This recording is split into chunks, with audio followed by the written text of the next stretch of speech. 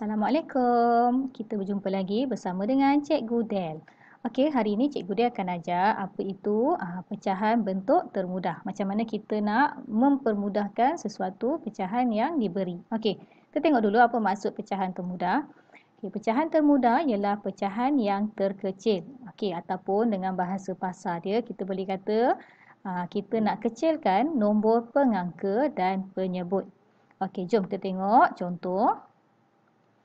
Okey, cikgu ada pecahan dekat sini. Okey, andai kata kalau cikgu warnakan dua bahagian. Okey, cikgu warnakan bahagian 1 dengan bahagian 2.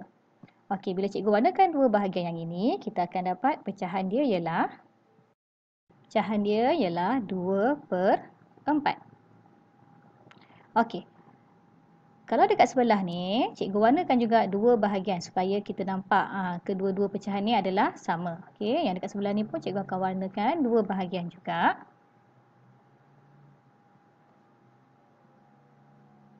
Okey, satu bahagian, dua bahagian. Okey, yang ini pun cikgu warnakan dua bahagian juga. So, yang ini pun dia akan jadi pecahan dia ialah 2/4. Okey. Sekarang cikgu nak awak cuba bayangkan apa yang akan jadi kalau cikgu padamkan garisan yang dekat tengah ni. Okey, cikgu cuba padamkan garisan yang dekat tengah ni. Okey, kalau cikgu padamkan garisan dekat tengah ni.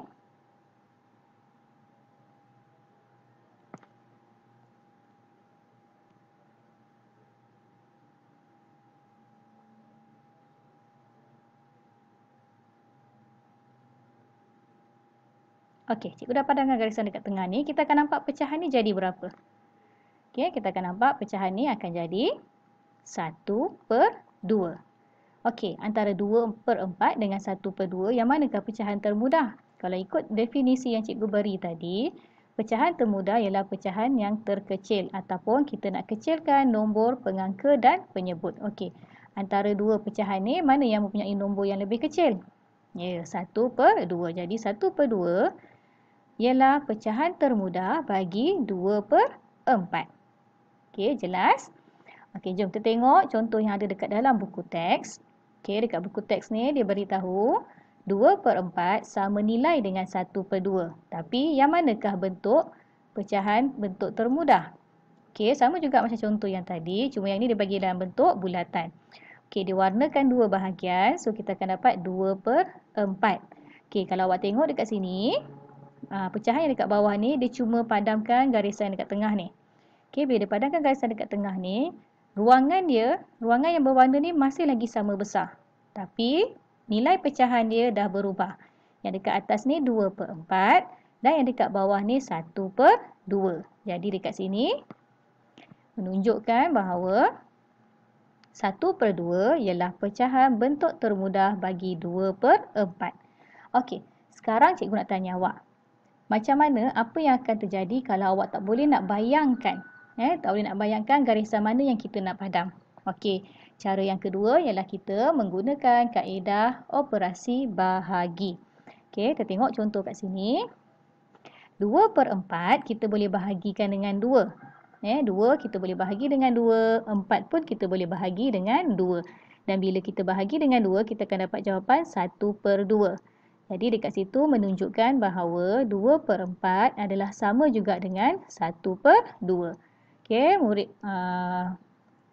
budak perempuan ni bagi tahu 2 dan 4 boleh dibahagi 2 dengan tepat. Okey, kita nak bahagi tepat. Maksudnya bila kita bahagi tu dia tak ada baki. Okey, cuba kita buat 2 bahagi 2. Kalau awak tak boleh congak, kita boleh buat bentuk lazim. Okey, kalau kita buat 2 bahagi dengan 2, kita akan dapat 1. Dan tak ada baki. Jadi kita dapat 1. Okey, yang bawah ni 4 bahagi dengan 2, kita akan dapat 2. Pun tak ada baki. So, kita dapatlah jawapan dia 1/2. Okey, masalahnya sekarang macam mana kita nak tentukan bahawa nombor tersebut boleh dibahagikan dengan nombor apa? Betul tak? Okey, dekat situlah awak perlu menggunakan kemahiran sifir awak. Okey, tak apa. Cikgu akan tunjukkan contoh yang lain. Okey, sebelum cikgu terlupa, bila kita nak buat bentuk mencari pecahan bentuk termudah menggunakan kaedah bahagi, syarat dia atas dengan bawah kita mesti bahagikan dengan nombor yang sama. Tak bolehlah atas ni kita bahagi 2, bawah ni kita bahagi dengan 4. Okey, tak boleh Dia macam sama macam pecahan setara. Okey, pecahan termudah ni kita bahagi. Yang ini bahagi 2, atas, bawah pun kita kena bahagi 2. Okey, jom kita tengok contoh yang seterusnya. Okey, dekat sini cikgu ada 2 soalan, 6/8 dengan 4/8. Okey, sekarang kita nak buat gunakan kaedah bahagi. Okey, sebelum tu, kalau awak masih lagi tak mahir sifir, awak boleh gunakan bantuan kad sifir. Okey, kita nak cari nombor 6.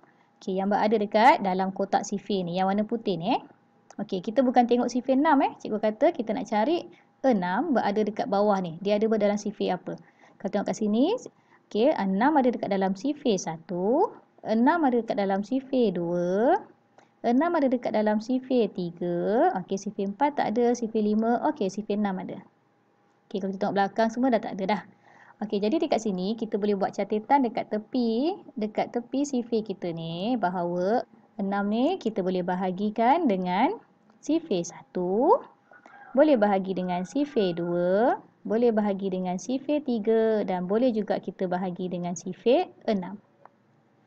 Okey, lepas tu sekarang kita cari 8 pula. Kita cari 8 ada dekat dalam sifir mana?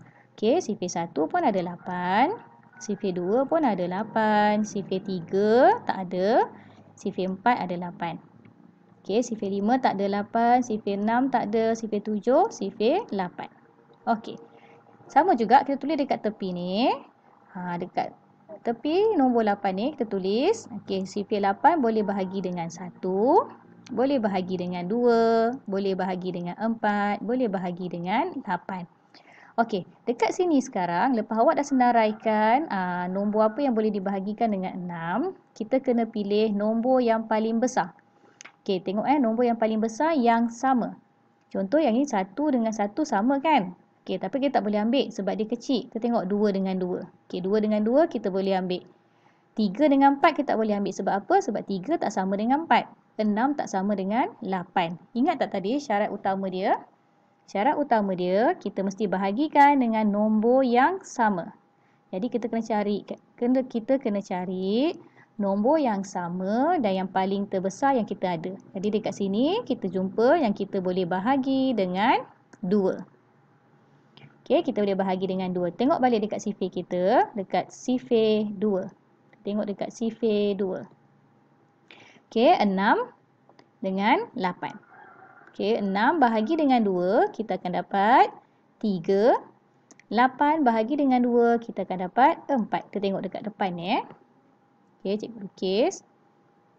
Kita tengok 6, tengok dekat depan dia kita akan dapat 3 dan yang ini 8, kita akan dapat 4. Jadi dapat jawapan dia ialah 3/4. Okey. Kalau awak kurang jelas, cikgu akan tunjuk lagi untuk contoh yang kedua. Okey, kita tengok contoh yang kedua. Cari pecahan yang termudah bagi 4/8. Okey, langkah pertama tadi sama juga. Kita tengok 4. Okey, kita cari 4. Ada dalam sifir mana? Kalau dekat sini ada dalam sifir 1, ada dalam sifir 2 dan ada juga dalam sifir 4. Kemudian kita cari 8 pula. 8 ada dekat dalam sifir mana? Okey. Kita cari 8 ada dekat dalam sifir 1. Lepas tu 8 ada dekat dalam sifir 2. 8 ada dekat dalam sifir 4. 8 juga ada dekat dalam sifir 8. Okey. Jelas? Okey, lepas tu kita senaraikan. Okey, kalau macam ni cikgu senaraikan yang 4. Okey, 4 ada dekat dalam sifir 1, sifir 2, sifir 4. Manakala 8 pula dia ada dekat dalam sifir 1, sifir 2, sifir 4 dan sifir 8. Okey, sekarang kita nak pilih siapa? Kita nak pilih nombor yang sama yang paling besar. Jadi dekat sini yang sama yang paling besar ialah 4. Jadi kita akan bahagi dengan 4 sama dengan, kita tengok dekat sifir 4 tadi. Okey, 4 bahagi dengan 4, kita akan dapat, tengok dekat depan ni. Kita akan dapat 1. Kemudian 8, kita pergi depan, kita akan dapat 2. So, kita dapatlah jawapan dia 1/2. Okey, cikgu tunjuk lagi 2 contoh supaya awak lebih faham. Kita tengok pula contoh yang ketiga. Okey, 3/9. Pertama sekali, kita cari dulu sifir 3 berada dekat dalam mana. Okey, sifir 3 ada dekat dalam 1. Lepas tu, sifir 3 ada dekat dalam 3. Okey, lain dah tak ada dah. Sebab apa cikgu tak ada? Sebab dia dah jadi 4. Kat sini paling kecil ialah 4, 5, 6. So, memang dah tak ada lagi lah. Okey, lepas tu kita cari 9. Okey, 9 ada dekat dalam sifir mana pula? Okey, kalau tengok dekat sini, sifir 1 ada 9. Sifir 2 tak ada 9. Sifir 3 ada 9. Okey, sifir 4 tak ada 9. 5, 6, 7, 8, 9. Okey, jadi dekat sini kita senaraikan dulu.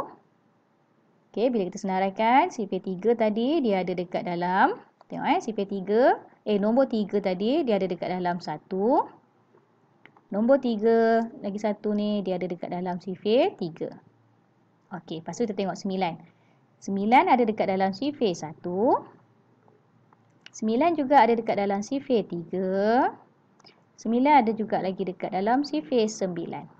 Okey, lepas tu kita pilih. Kita pilih nombor yang sama yang terbesar. Okey, yang dekat sini maknanya kita akan gunakan sifir 3. Okey, tengok balik dekat sifir 3 kat sini. Okey. Lepas tu 3 yang kita bulatkan ni kita pergi dekat depan, kita akan dapat jawapan dia 1 dan 9 ni kita terus bawa pergi dekat depan, kita akan dapat 3. So, dapatlah jawapan dia 1/3. Okey, soalan nombor 4, 8/10. Jom kita cari 8. Okey, dekat sini ada 8, dekat sini ada 8, dekat sini tak ada, dekat sini ada 8. Last sekali dekat sifir 8. Okey, lepas tu kita cari 10. Okey, dekat sini ada 10. Dekat sini ada 10. Dekat sifir 3 tak ada, sifir 4 tak ada, sifir 5 ada 10. Lepas tu yang ini tak ada, yang ini tak ada, tak ada. Okey, last kat sifir 10. Okey, lepas tu kita buat apa? Kita senaraikan. Okey, 8 ada dekat dalam sifir 1. 8 ada dekat dalam sifir 2. 8 ada dekat dalam sifir 4. Dan 8 ada dekat dalam sifir 8. Okey, lepas tu kita tengok yang 10 pula. 10 ada dekat dalam sifir 1. 10 ada dekat dalam sifir 2. 10 ada dekat dalam sifir 5. Dan 10 ada dekat dalam sifir 10. Tapi kita pilih yang mana? Ya, pandai. Kita pilih nombor yang sama yang terbesar. Dekat sini yang sama yang terbesar ialah 2. Bermakna kita kena rujuk dekat dalam sifir 2. Kita rujuk dekat sifir 2. Okey, rujuk dekat dalam sifir 2. Yang kita dah bulat ni, kita bawa pergi depan. Jadi, 8 kalau bahagi 2, kita akan dapat 4. Dan 10 kalau kita bahagi 2, kita akan dapat 5. So, kita akan dapat jawapan dia sama dengan 4/5. Okey. Jelas tak? Mudah tak? Okey. Memang mudah kalau kita ada bantuan kotak sifir. Tapi waktu peksa kan, kalau waktu ujian mana boleh tengok kotak sifir, betul tak? Jadi dekat situlah awak kena mula menghafal sifir. Awak kena mahirkan awak punya sifir. Okey, cikgu akan bagi lagi 2 soalan. Okey, soalan nombor 5. Cikgu bagi 4/10. Dengan soalan nombor 6, cikgu bagi 6/9.